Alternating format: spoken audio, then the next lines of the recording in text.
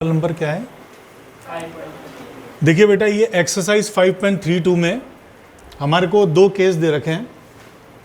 ये 25 किलोग्राम का वेट एक पर्सन, दो कंडीशन है इसके पास में। ये फिगर नंबर 1 है, ये फिगर नंबर 2 है। और इन दोनों केस में 25 किलोग्राम के वेट को हम लिफ्ट अप कर रहे हैं बाय द हेल्प ऑफ ये पर्सन लिफ्ट अप कर रहा है इसको दोनों केसों के अंदर। और ये पर्सन जिस फ्लोर पे खड़ा हुआ है उसकी यील्ड स्ट्रेंथ दे रखी है। यील्ड स्ट्रेंथ का मतलब मैक्सिमम लिमिट लिखा है, yields to a normal force of 700 newton. मतलब अगर इस पर नॉर्मल डायरेक्शन में, ये नॉर्मल फोर्स है, नॉर्मल डायरेक्शन में फोर्स है, और ये फ्लोर 700 न्यूटन, अगर इस पे 700 न्यूटन का फोर्स लगा तो ये फ्लोर टूट सकता है। इसकी यील्ड स्ट्रेंथ 700 न्यूटन दे रखी है। इससे जरा सा भी ज़्यादा हुआ तो ये फ्लोर टूट जाएगा 700 न्यूटन पर। और नॉर्मल का मतलब 90 डिग्री। तो फ्लोर पर जितना फोर्स लगेगा उतना ही फ्लोर इस पर्सन पे फोर्स लगाएगा। तो इस पर्सन पर जो फोर्स लगेगा वो भी नॉर्मल डायरेक्शन में होगा, मतलब 90 डिग्री पे होगा। और फ्लोर पे भी जो फोर्स लग रहा है वो भी हमारा 90 डिग्री पर होगा। और वो बोल रहा है कि 90 डिग्री पर अगर आप फोर्स लगाते हो तो वो फ्लोर 700 न्यूटन से ज़्यादा बियर नहीं कर सकता, टॉलरेट नहीं कर सकता, टूट जाएगा। तो इन दोनों कंडीशन में किस कंडीशन की हेल्प से, ये तो पुली है, यहाँ पर फ्रिक्शनलेस पुली है और पुली की हेल्प से खींच रहा है, जैसे कुएं पे पुलीज होती हैं उससे खींचते हैं। तो इसमें हमें पुली का बेनिफिट भी बताया गया कि पुली से क्या बेनिफिट होगा। तो दोनों केसों में एक बार देखते हैं। इस पर्सन का मास दे रखा है 50 केजी इस पर्सन का मास दे रखा है। तो इस पर्सन पे डाउनवर्ड डायरेक्शन में फोर्स लगेगा m इंटू जी। इसका m है 50 और इस पर g एक्सेलेरेशन लग रहा है तो 50g, और g की वैल्यू अगर हम 10 मान लें तो 500 न्यूटन तो फोर्स लग ही रहा है। अब ये पर्सन इस 25 किलोग्राम को लिफ्ट अप कर रहा है। ये स्ट्रिंग है, हमें पता है स्ट्रिंग के अंदर जो फोर्स लगता है उसे टेंशन फोर्स कहते हैं। वो पेयर की फॉर्म में दिखाना पड़ता है और उसकी डायरेक्शन हमेशा स्ट्रिंग की तरफ होती है। इस 25 किलोग्राम मास पर स्ट्रिंग की तरफ T और इस पर्सन के हाथ पर स्प्रिंग की तरफ T। तो ये जो टेंशन है ये पेयर की फॉर्म में दिखाना है और उसकी डायरेक्शन टूवर्ड्स स्ट्रिंग होगी।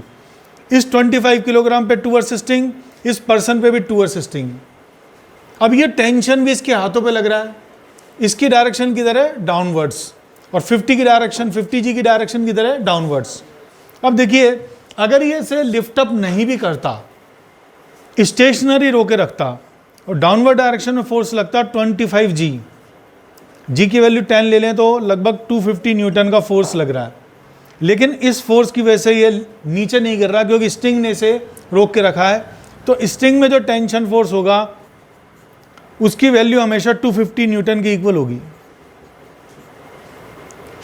क्योंकि अपर डायरेक्शन में लग रहा है T, डाउनवर्ड लग रहा है 250 और ये नीचे नहीं गिर रहा, तो मतलब T की वैल्यू 250 के इक्वल है। तो T की वैल्यू 250 के इक्वल है, तो ये T हमारा 250 आ गया। क्योंकि ये स्ट्रिंग मासलेस है और मासलेस स्ट्रिंग में जितना टेंशन डाउनवर्ड मतलब नीचे वाले पॉइंट पर होता है उतना ही अपर पॉइंट पर होता है। तो दोनों की वैल्यू सेम लिखनी है, T और T। अगर इस स्ट्रिंग का मास होता तो T1 T2 हम टेंशन लिखते, लेकिन ये स्ट्रिंग मासलेस दे रखी है तो दोनों पे TT टेंशन फोर्स आएगा। इस पर्सन पर जो टेंशन की डायरेक्शन है वो टूवर्ड्स स्ट्रिंग है, नीचे की तरफ है, और इस पर्सन का वेट भी नीचे की तरफ है। तो टोटल वेट नीचे की तरफ हो जाएगा 500 Newton plus 250, that is 750 Newton.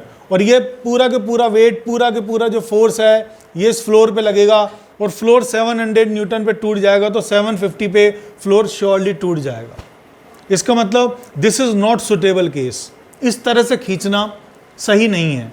अब आते हैं हम इस केस में। इस पर्सन पे वेट लग रहा है 50g मीन्स 500 न्यूटन। स्ट्रिंग में tension T towards string T, towards string T, towards string T। इस स्ट्रिंग में हमने TT 2 बार दिखाया पेयर की फॉर्म में, यहाँ पे भी TT दोनों बार दिखाया पेयर की फॉर्म में। टेंशन की डायरेक्शन हमेशा स्ट्रिंग की तरफ होती है, इस पॉइंट पे स्ट्रिंग की तरफ, इस पॉइंट पे स्ट्रिंग की तरफ, इस पॉइंट पे स्ट्रिंग की तरफ, इस पर्सन पे T स्ट्रिंग की तरफ। अगर मैं टी कैलकुलेट करूं यहाँ से तो सेम 250 न्यूटन डाउनवर्ड फोर्स लग रहा है, तो टी की वैल्यू हमारी 250 आ गई, तो 250 न्यूटन ही यहाँ पर आ गया और 250 यहाँ पर टेंशन की वैल्यू 250 है, तो पूरी स्ट्रिंग में टेंशन एक जैसा है, कहीं पे भी लोगे तो 250 आएगा। अब इस पर्सन की बात कर रहे हैं, इस पर्सन पे डाउनवर्ड तो लग रहा है 500 न्यूटन और टेंशन लग रहा है टी ऊपर और टी की वैल्यू है 250, तो नेट डाउनवर्ड फोर्स लगेगा इस पे 500 नीचे की तरफ, टी ऊपर की तरफ, और टी की वैल्यू 250 है, तो नेट डाउनवर्ड फोर्स लगेगा 250 न्यूटन, और यह 700 न्यूटन बियर कर सकता है और इस पर सिर्फ 250 न्यूटन लगा है। इसका मतलब this case is suitable case for इस। अगर वो कोई पर्सन पुली की हेल्प से किसी स्ट्रिंग को खींच रहा है तो फ्लोर पे सिर्फ 250 न्यूटन का फोर्स लगेगा और उसकी टॉलरेंस लिमिट यील्ड स्ट्रेंथ हमें दे रखी है 700 न्यूटन, तो फर्स्ट केस सुटेबल नहीं है, सेकंड केस सुटेबल है। इसमें हमें अब ये भी पता लगता है कि पुली का क्या यूज़ है, पुली हमारे लिए क्यों बेनिफिशियल है।